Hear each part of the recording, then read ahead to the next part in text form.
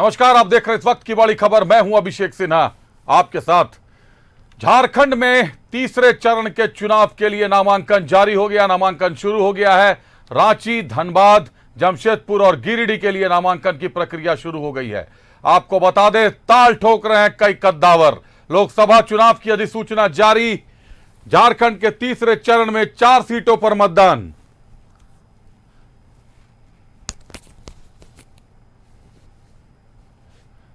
रांची, धनबाद, जमशेदपुर और गिरिडीह सीट पर आज से नामांकन। प्रत्याशियों ने शुरू किया नामांकन पत्र खरीदना।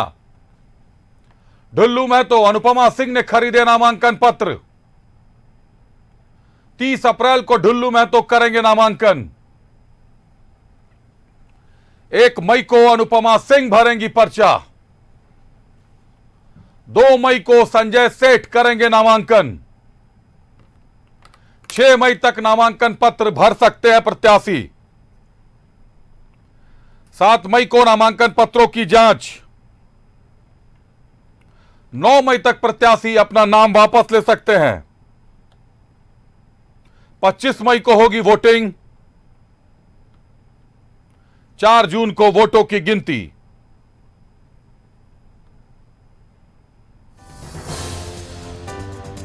रांची सीट पर बीजेपी के प्रत्याशी संजय सेठ की सीधी टक्कर सुबोध कांत सहाय की पुत्री यशस्विनी सहाय से। जमशेदपुर में बीजेपी के विद्युत वरण महतो और समीर मोहंती में टक्कर।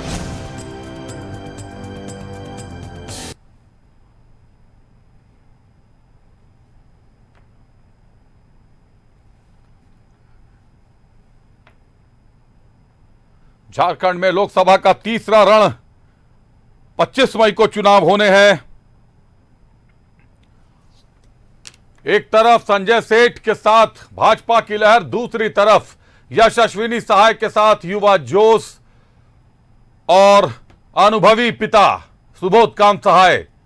धनबाद के दंगल में जहां विधायक ढुल्लू महतो, बाघमारा विधायक ढुल्लू महतो हैं, वहीं अनुपमा सिंह स्वर्गीय राजेंद्र सिंह की पुत्रवधू बेरमो विधायक अनूप सिंह की पत्नी टक्कर दे रही हैं। गिरिडीह में मथुरा प्रसाद महतो का मुकाबला सिटिंग सांसद चंद्र प्रकाश चौधरी के साथ। और जमशेदपुर में विद्युत वरण महतो 3 बार के सांसद, 2 बार चुनाव जीत चुके हैं, तीसरी बार चुनाव लड़ रहे हैं। उनका मुकाबला है जमशेदपुर में बैरागोड़ा विधायक समीर मोहंती के साथ।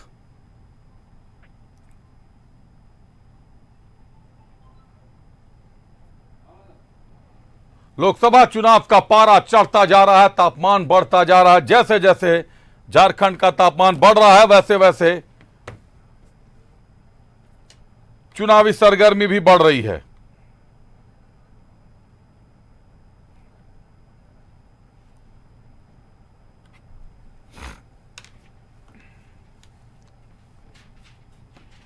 रांची, जमशेदपुर, धनबाद और गिरिडीह 4 जगहों पर चुनाव होंगे। तीसरे फेज का नामांकन शुरू हो गया। आज से नामांकन पत्र खरीदना शुरू किया है सभी ने। 25 मई को झारखंड में तीसरे फेज का नामांकन किया जाएगा। चुनाव होगा 25 मई का। प्रक्रिया शुरू हो गई है और प्रक्रिया शुरू होने के साथ ही ढुल्लू महतो और अनुपमा सिंह धनबाद में उन्होंने नामांकन पत्र खरीद भी लिया है। रुक करते हमारे सहयोगियों के साथ। सीधे रांची से हमारे साथ जुड़ रहे हैं राजेश, धनबाद से अरुण बनवाल जुड़ रहे हैं और जमशेदपुर से मनोज जुड़ रहे हैं हमारे साथ। राजेश, एक तरफ संजय सेठ का अनुभव, भाजपा का सिटिंग बेल्ट कह लें, भाजपा की पैठ कह लें, भाजपा की गढ़ कह लें, भाजपा का रांची लोकसभा को। दूसरी तरफ यशस्विनी सहाय, सुबोध कांत सहाय की पुत्री हैं, युवा जोश और पिता का अनुभव, दोनों एक साथ। राजेश।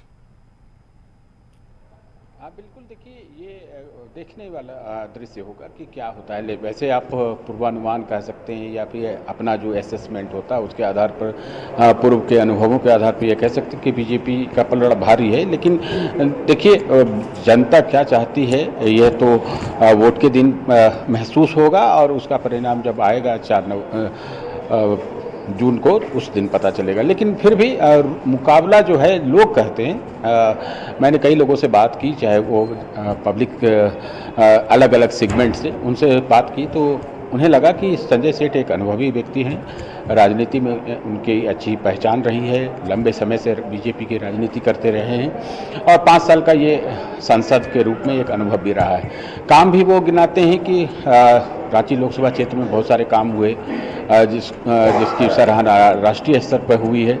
अब मुकाबला जब होता है तो कई चीज़ें देखी जाती है, विकास ही एक पैरामीटर नहीं होता। चुनाव में जीतने के लिए कई ऐसे फैक्टर्स होते हैं जिसके आधार पर जो मतदाता हैं वो प्रत्याशी का मूल्यांकन करते हैं, उसके बाद अपने मत देते हैं। तो अभी जो ऐसे लग रहा है, बीजेपी नेताओं को पूरा भरोसा है कि पिछली बार 2,83,000 के मार्जिन से जीत हुई थी संजय सेठ की, जबकि चुनाव मैदान में सुबोध कांत आए थे। आपने देखा कि उस समय एक बागी प्रत्याशी के रूप में रामटहल चौधरी भी चुनाव मैदान में उतर गए थे, जिनका टिकट कटा था।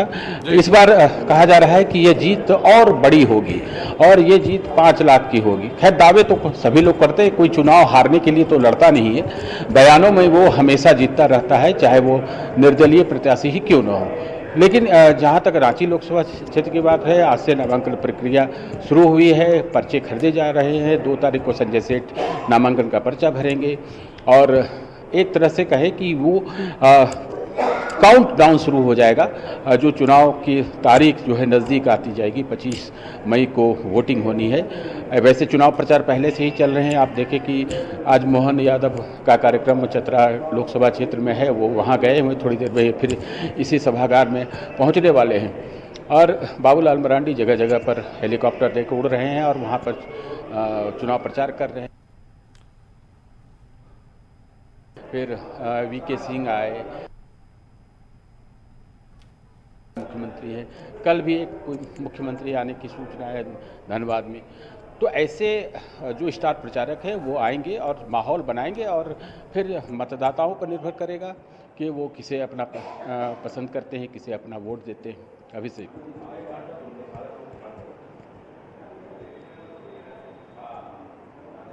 एक तरफ अनुभव है और संजय सेठ मजबूत प्रत्याशी दिख रहे हैं, लेकिन हर युवा प्रत्याशी को पहला अनुभव तो कभी ना कभी होता है। चुनाव का पहला अनुभव ही शुरुआत होता है बाद के अनुभवों का। यशस्विनी के लिए निश्चित तौर पर यह पहला पड़ाव है, पहला उनको टिकट मिला है लोकसभा का, लेकिन पिता का अनुभव साथ है। पिता काफी कद्दावर नेता रहे हैं, चंद गिने चुने नेताओं में एक, केंद्र में गृह मंत्री रह चुके हैं सुबोध कांत सहाय। कांग्रेस में काफी कद्दावर कद है सुबोध कांत सहाय का। ऐसे में यशस्विनी सहाय को टिकट मिलना निश्चित तौर पर कांग्रेसी खेमे में भारी हलचल है और कई बड़े चेहरे नजर आ सकते हैं चुनाव से पहले जो कयास लगाए जा रहे हैं। बने रहिएगा राजेश हमारे साथ। हम अरुण से जुड़ रहे हैं, अरुण बर्नवाल से धनबाद से जुड़ रहे हैं। अरुण हमसे, अरुण 30 अप्रैल को ढुल्लू महतो नामांकन करेंगे और 1 मई को अनुपमा सिंह नामांकन करेंगी।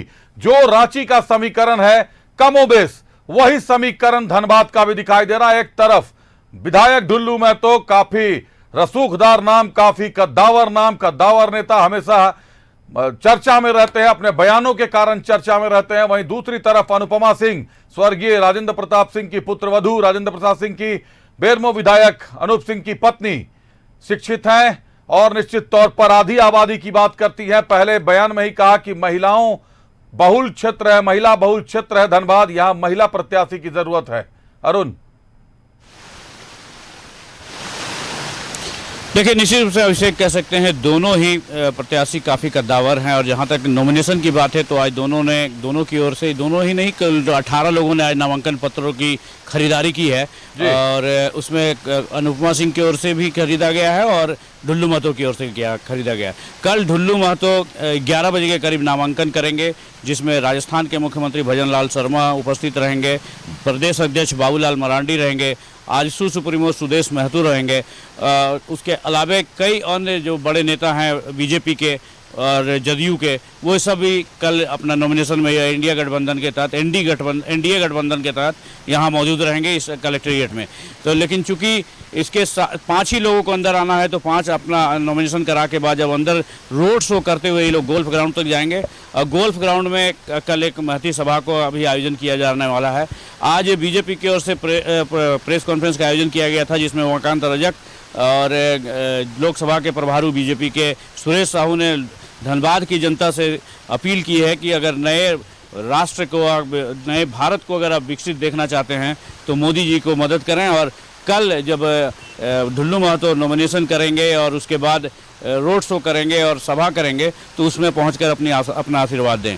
वहीं दूसरी ओर आज देर शाम अनूप सिंह ने भी कहा, ये दावा किया कि 1 मई को इंडिया गठबंधन के मुख्यमंत्री समेत इंडिया गठबंधन के तमाम बड़े लीडर नॉमिनेशन में 1 तारीख को शामिल रहेंगे और उनकी ओर से भी आम सभा का आयोजन किया जाएगा गोल्फ ग्राउंड में ही। तो दोनों ही अपनी शक्ति प्रदर्शन एक तरह से दिखाने के कल और परसों ये 2 दिन ये समझ में आएगा कि दोनों ही प्रत्याशियों ने कितना लोगों को प्रभावित किया है इनकी भीड़ में। चूँकि गर्मी है वो भी एक फैक्टर बनेगा, बावजूद इसके जो समर्थकों की जो भीड़ होगी वो ये साबित करेगी कि पहले चरण में किसने बाजी मारी और नॉमिनेशन के बाद कौन भीड़ जुटाने में इकट्ठा हुआ। हालांकि कद्दावर नेता माने जाते रहे हैं ढुल्लू महतो, जुझारू नेता माने जाते रहे हैं ढुल्लू महतो, और उसके कारण लोगों के बीच ये देखा गया है कि उन्हें एक धनबाद के नेता के रूप में चाहा जा रहा है। वहीं दूसरी ओर कांग्रेस की ओर से अनुपमा सिंह ने यह दावा किया है कि ये महिला के सम्मान की बात है, महिला की भागीदारी वाली सीट है, इसलिए महिला कैंडिडेट बनाया है पार्टी ने और उस पर पूरी तरह से खरा उतरेंगी।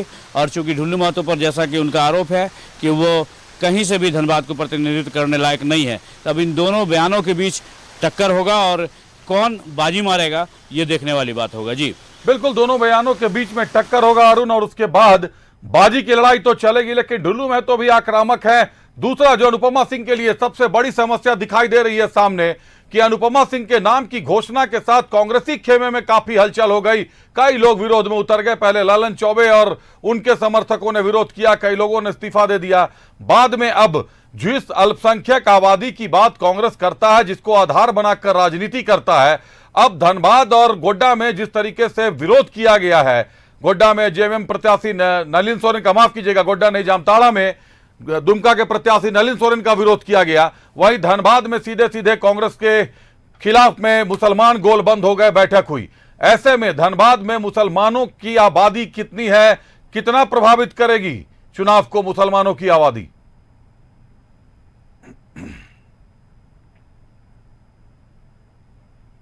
में भी मुसलमानों की आबादी काफ़ी अधिक है और अगर एक मुस्त पोल हो जाए, एक पोलराइज हो जाए तो कुछ भी रिजल्ट का परिणाम कुछ भी हो सकता है। लेकिन जहाँ तक बात है नाराज़गी की, तो नाराज़गी तो अभी भी बरकरार है।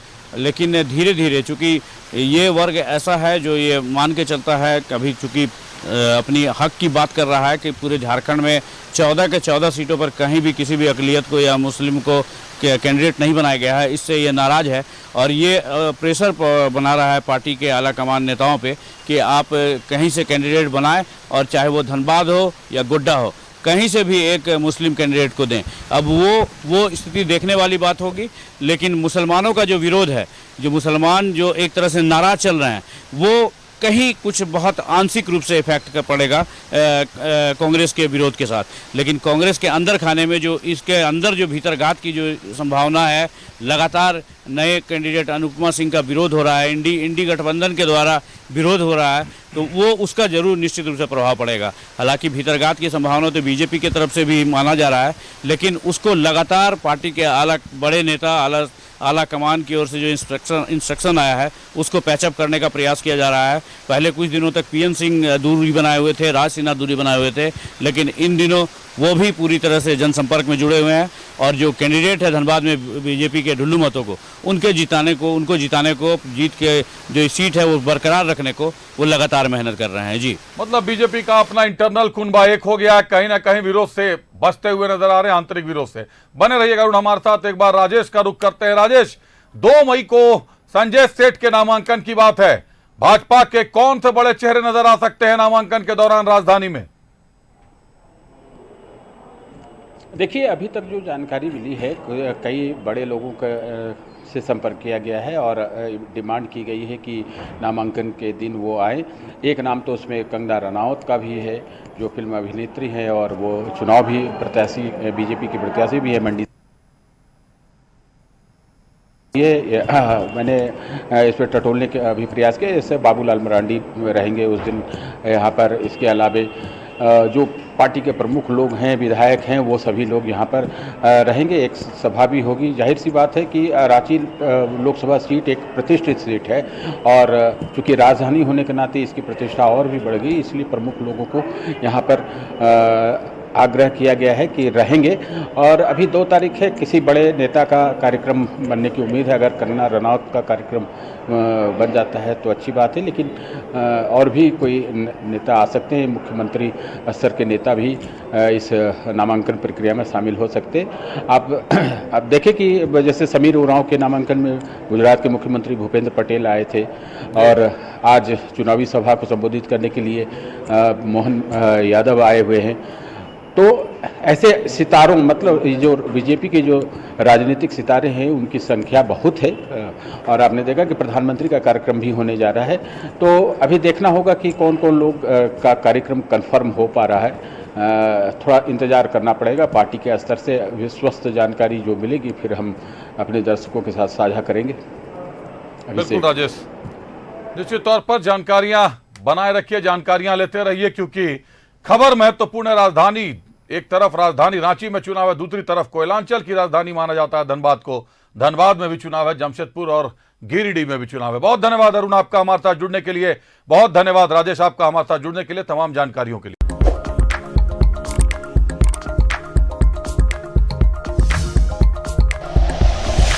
Like and share videos, subscribe करें हमारा चैनल और प्रेस करें बेल आइकॉन। न्यूज़ 11 भारत, सच है तो दिखेगा।